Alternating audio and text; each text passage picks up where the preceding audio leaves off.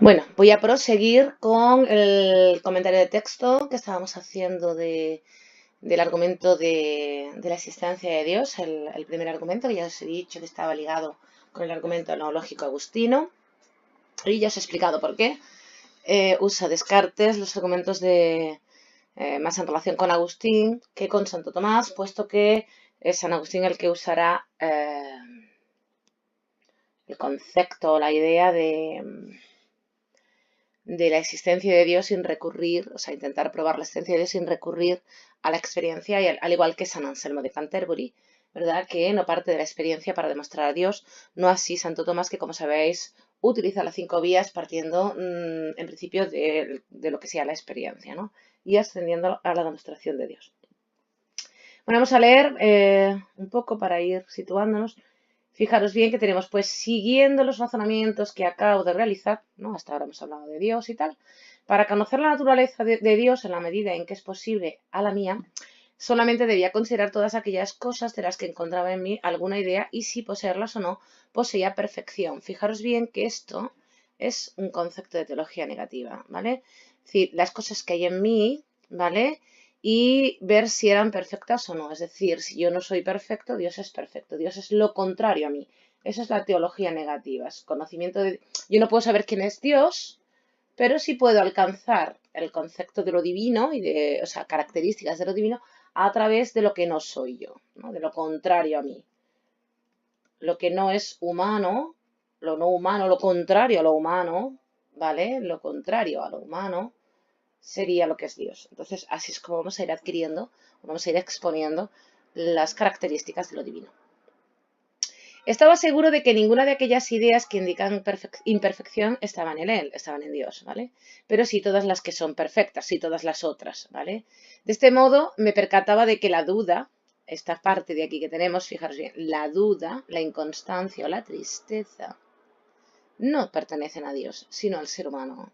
Fijaros bien que este concepto, curiosamente, ya lo dejé un poco caer antes, está ligado al concepto del mal medieval. Os recuerdo que, según la Edad Media, el mal, ¿verdad?, es la ausencia de bien, que parece un auténtico galimatías. No parece que nos estén diciendo nada, ¿verdad? Que el mal sea la ausencia de bien es algo que es una chorrada decir eso, ¿no? Sin embargo, tiene su sentido. Es decir, puesto que Dios es bueno y es perfecto, no puede crear un mundo malvado. Entonces, ¿qué es el mal? El mal es imperfección, ¿vale? Es decir, ¿por qué el ser humano sufre duda, inconstancia, tristeza, angustia, muerte? Pues porque es imperfecto. Esta va a ser la solución medieval al problema del mal. No es una gran solución. De hecho, esa misma idea de la existencia de Dios respecto al concepto de mal se volverá a aparecer en el siglo XIX con Schopenhauer y veremos cómo a partir de ahí surge lo que es el ateísmo. Entonces, realmente este concepto de imperfección, pues, o sea, esta idea de imperfección no surte efectos, no es aceptable. De hecho, tendremos que ver también cómo en el siglo XVII, para intentar solucionar este problema, siglo XVII-XVIII, ¿verdad? Con Leibniz, un racionalista igual que Descartes, ¿vale? Pues Leibniz va a explicar que este mundo en el que vivimos es imperfecto, pero es lo más perfecto que se podría crear. Es decir, vivimos en el mejor de los mundos posibles. Esa va a ser la respuesta leibniziana a ese problema del mal que surge en la Edad Media, ¿vale? Para intentar salvaguardar de alguna manera a Dios, su perfección y las características en el ámbito de los racionalistas, porque como sabemos en el ámbito empirista se va a atender cada vez más. No es el Dios cristiano exactamente, ¿eh? Es un Dios muy filosófico, es un Dios que se liga muchísimo al concepto de naturaleza, que es lo que vamos a ver en el 19, ¿vale? Y es lo que va a terminar siendo ya ateísmo puro y duro, a posteriori.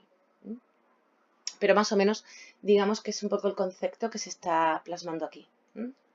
Y que es lo que nos está dando ahora mismo Descartes, ¿no? Como el hombre es lo imperfecto, esa imperfección es el mal que poseemos todos y este concepto es medieval, ¿vale? Y es recogido por la época moderna, porque es un concepto no resuelto durante la Edad Media. Dice, cosas semejantes no pueden atañer a Dios, no pueden estar en Dios, puesto que a mí mismo me hubiese complacido en alto grado el verme libre de ellas, ¿vale? Como no me gustan ninguna de ellas, pues evidentemente Dios no va a ser, ni, no va a tener dudas, no va a ser inconstante, o no, ni va a ser, ni va a estar triste, ¿no?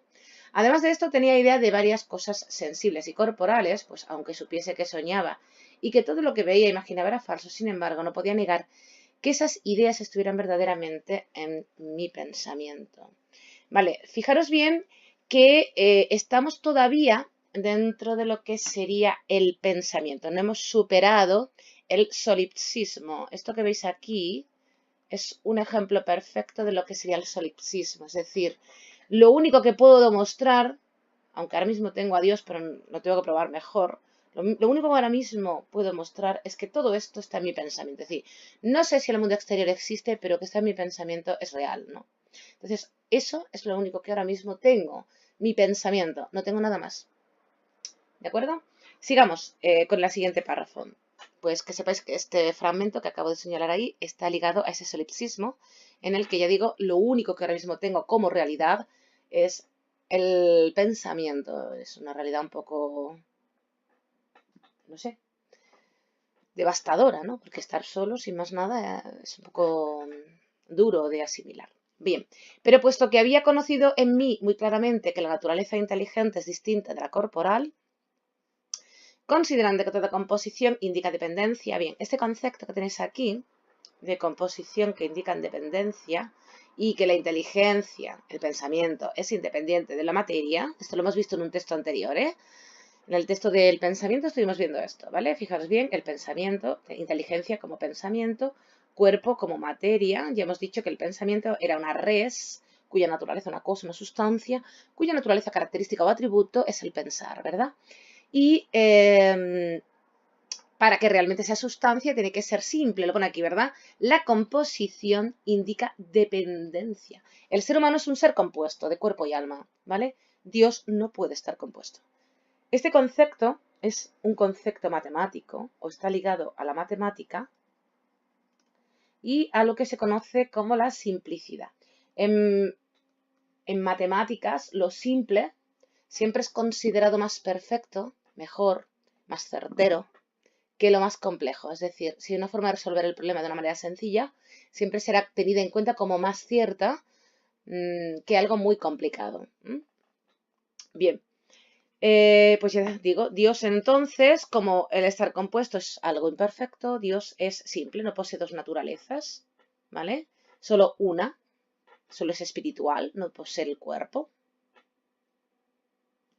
Y luego dice que por consiguiente no estaba, perdón. Por el contrario, pensaba que si existían cuerpos en el mundo, o bien algunas inteligencias, otras naturalezas, que no fueran totalmente perfectas, su ser debía depender de su poder, de forma tal que tales naturalezas no podían subsistir sin él ni un solo momento. Es decir, la realidad existe, básicamente lo que está diciéndose aquí, la realidad existe porque existe Dios.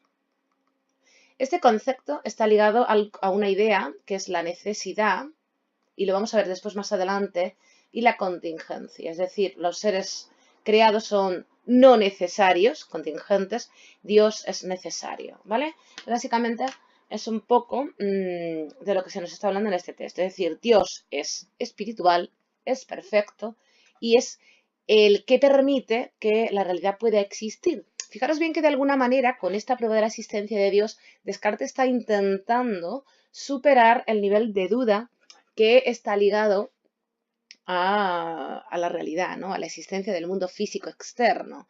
Y lo sabemos porque, curiosamente, vamos a señalar aquí, a ver si puedo, vamos a ponerlo en rosa, una cosa que debería llamarnos la atención, que qué curioso que ha escogido este señor, vamos a ver, ha escogido, venga ya, ha escogido el concepto aquí, soñaba, fijaros bien, ¿vale? Soñaba, imaginaba lo que era falso. Fijaros que esto está ligado a la confusión sueño-vigilia. Qué curioso que haya escogido precisamente estas palabras y no otras, ¿no? Esto podría llevarnos, junto con esta parte del párrafo inferior, a una superación de esa parte de la duda, ¿vale? no claramente a lo mejor o no demasiado desarrollada, pero sí ya se está vislumbrando, ¿no?, la superación de la duda de la realidad con la existencia de Dios. Bueno, pues hasta aquí, fin del texto, que habla del primer argumento, de la causalidad de las ideas, de cómo están puestas en mi mente por parte de Dios. Si hay alguna duda, la que sea respecto al texto, no tenéis más que hablar conmigo en clase o preguntarme.